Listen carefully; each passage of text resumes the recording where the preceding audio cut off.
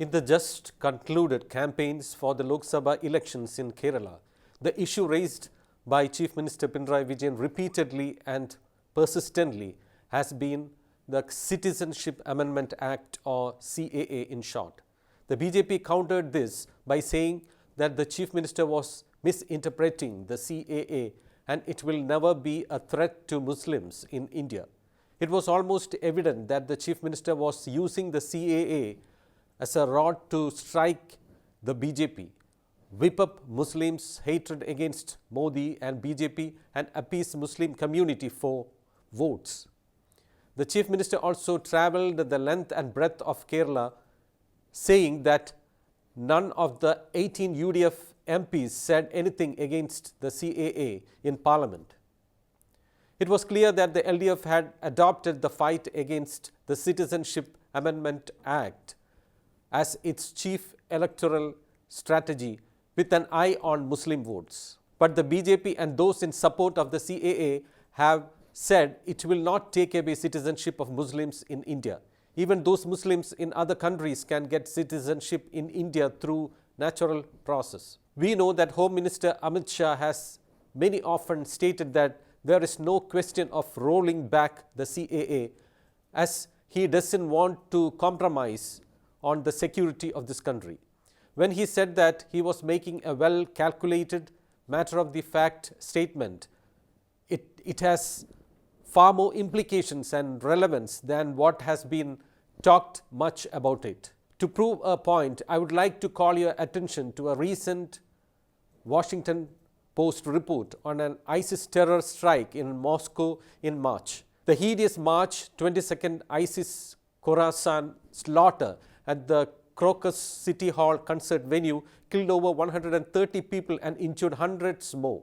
It was the deadliest terrorist attack in Europe since the Beslan school siege in 2004. Immediately following the attack, ISIS publicly claimed responsibility. A clutch of Islamist gunmen had burst into a crowded concert venue in the capital, opened fire and set the hall ablaze.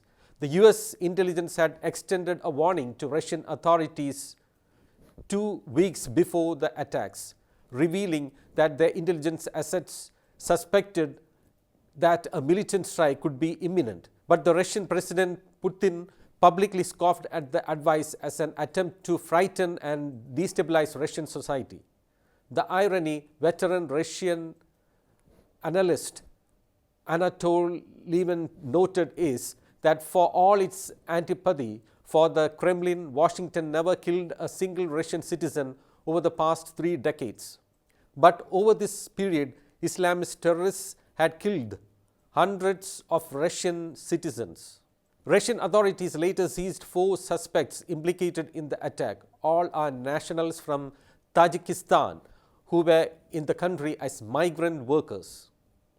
According to Washington Post report, the Islamic State is a shadow of what it was a bit less than a decade ago, when its extremist adherents exploited Syria's civil war to carve out their own rump state in the middle of Iraq and Syria. But though it may have lost its putative caliphate, Islamic State offshoots have spread across the world. The faction believed to be behind the Moscow attack is the Islamic State Khorasan, or ISIS-K, the Pakistan and Afghanistan-based branch of the terrorist group. ISIS-K has drawn heavily from migrants and fighters from Central Asia and has long trained its sights on Russia, which is slammed by Islamists for its brutal counterinsurgency in Chechnya and defense of the regime of Syrian President Bashar al-Assad.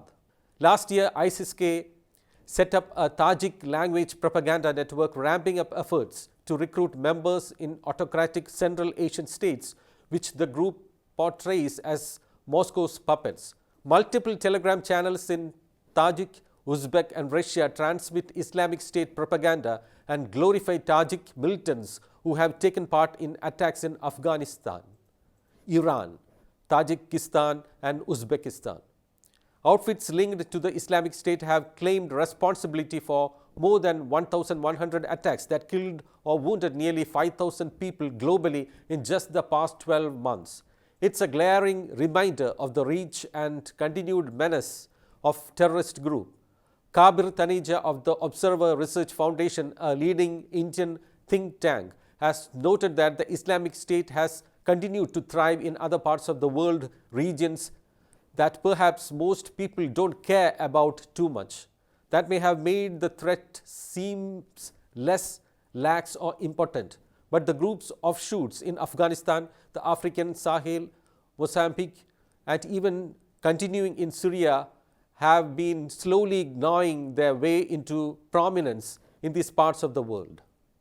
Now, for Indians, it is a proud thing to say that the current Indian government has zero tolerance for terrorism. And the CAA, in fact, is a tool to keep a check on terrorists who may sneak into India under the guise of migrant workers. The CAA is therefore a part of the government's agenda to flush out terrorists from the Indian soil or block them from entering India.